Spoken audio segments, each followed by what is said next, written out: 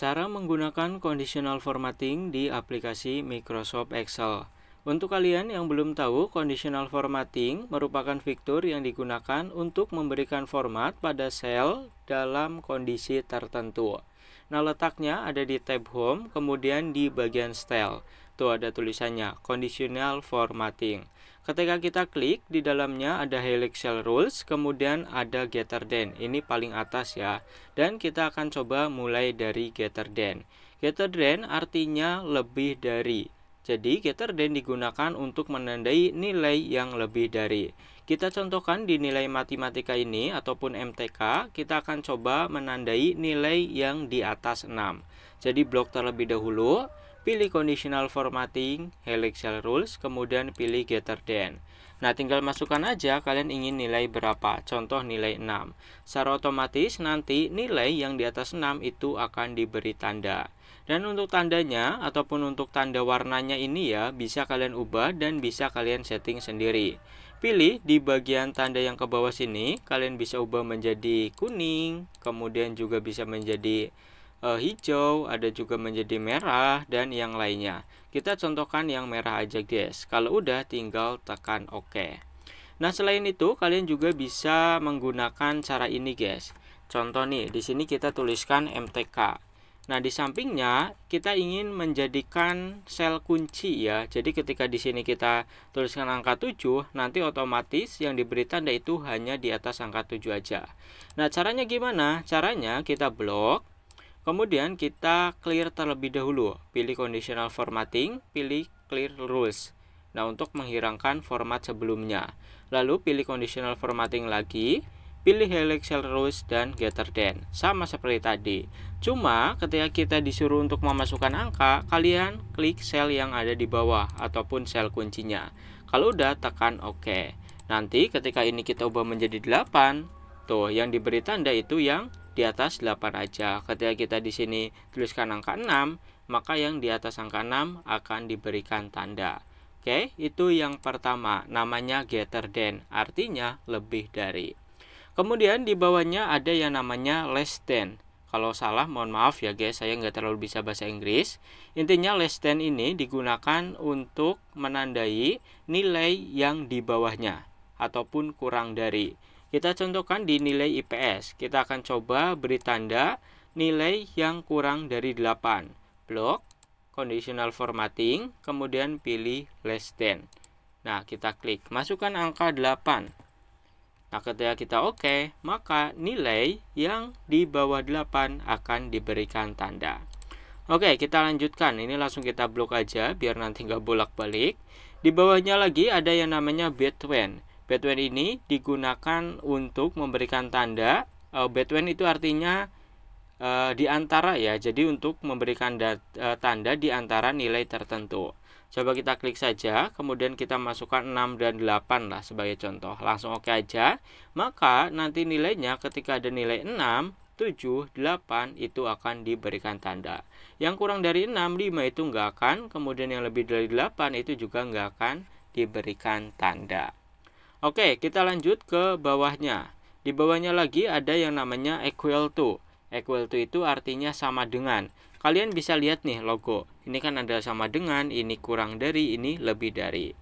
Nah, sama dengan ini digunakan untuk memberikan tanda, sama seperti yang lainnya. Tapi yang tulisannya sama.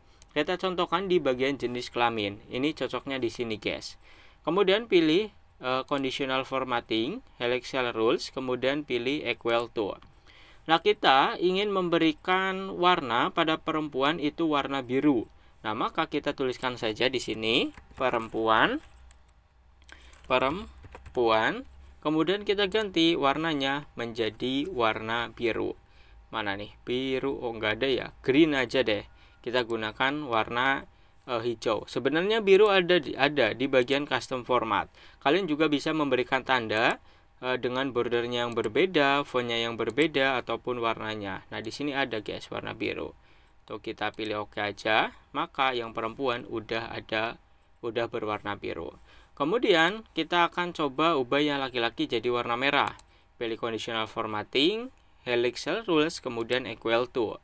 Tuliskan laki-laki. Nah, udah ada warna merah.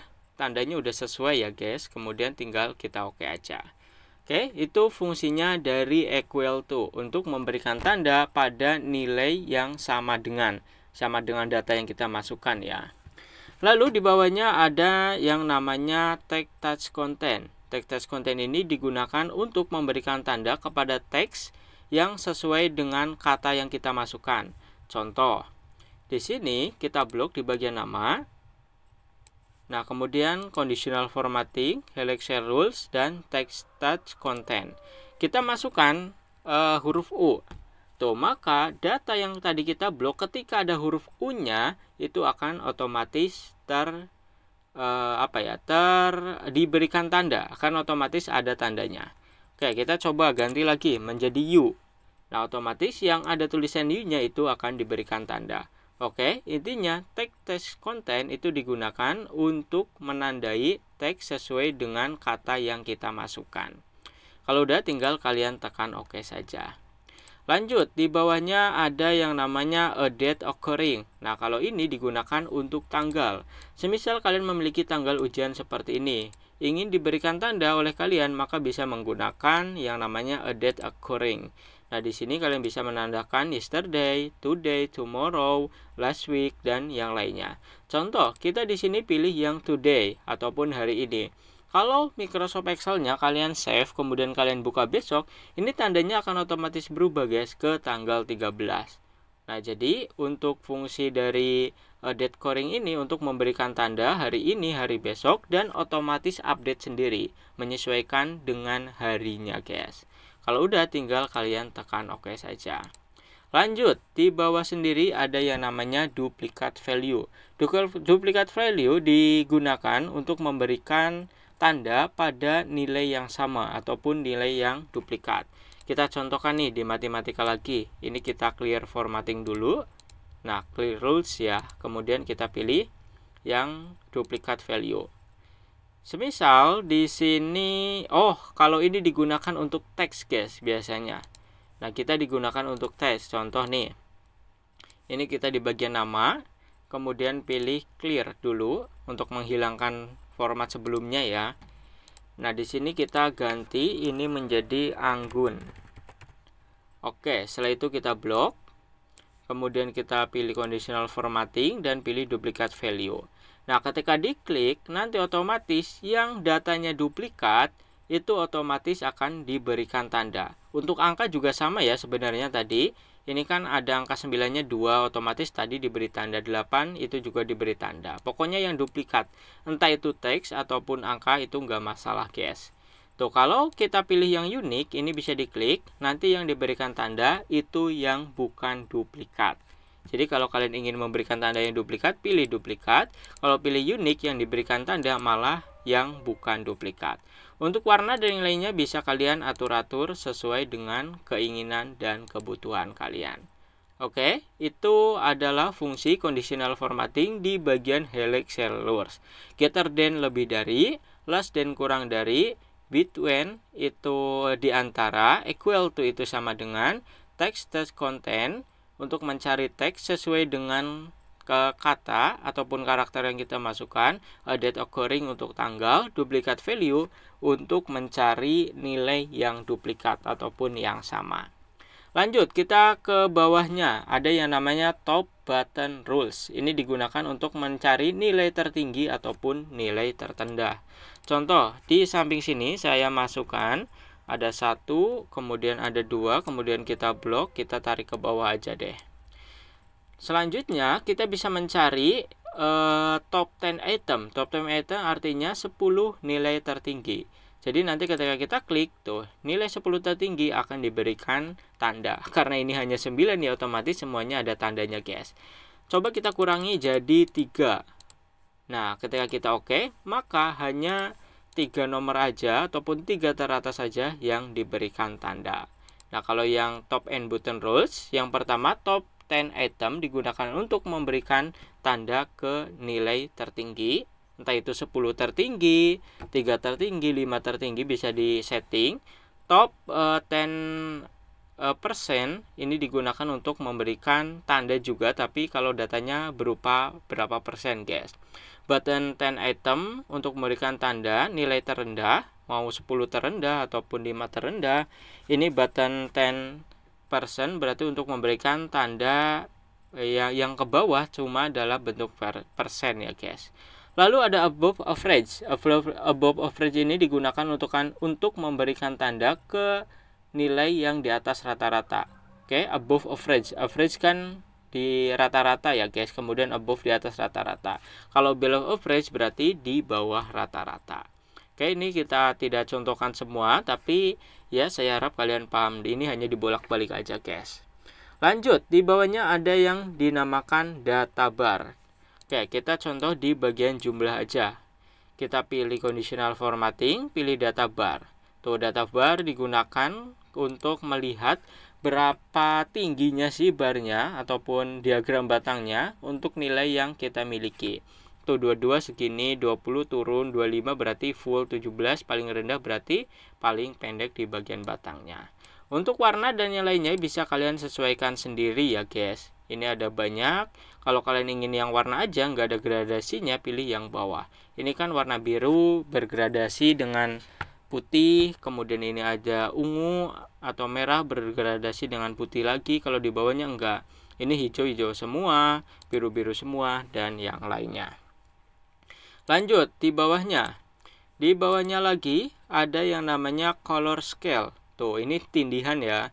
Harus kita clear dulu biar enggak numpuk. Oke. Lanjut, ada color scales. Color scales digunakan untuk menentukan nilai yang kita miliki sesuai dengan warnanya. Nah, kalau hijau berarti ini warnanya paling tinggi, turun lagi ke 23, hijaunya mulai pudar ke kuning, 22 kuning, kemudian 20 udah mulai hilang kuningnya ke arah oranye, dan paling bawah itu udah ke warna merah. Untuk warnanya kembali bisa kalian sesuaikan dengan keinginan dan kebutuhan kalian ya, bisa di setting sendiri. Oke, yang terakhir ada yang namanya icon set. Kalau ini kita gunakan penanda pada teks tertentu ataupun data yang kita miliki menggunakan icon. Kita contohkan di sampingnya, kita ini hapus dulu ya, kita hapus dulu yang I. Nah, kemudian ini kita copy paste untuk ke sampingnya. Nggak bisa ditarik ya, nanti kalau ditarik. Oke, kita ambil angkanya saja guys. Nah, kita contohkan, kita blok, kemudian pilih icon. Kita pilih yang ini.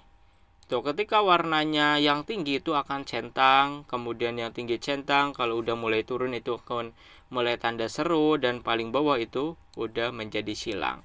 Dan ikonnya juga ada banyak, kalian bisa pilih ataupun gunakan sesuai dengan kebutuhan kalian guys. Ini bentuk sinyal juga ada dan yang lainnya, atau lingkaran atau bintang juga bisa guys. Ini silahkan sesuaikan saja ya dengan kebutuhan kalian.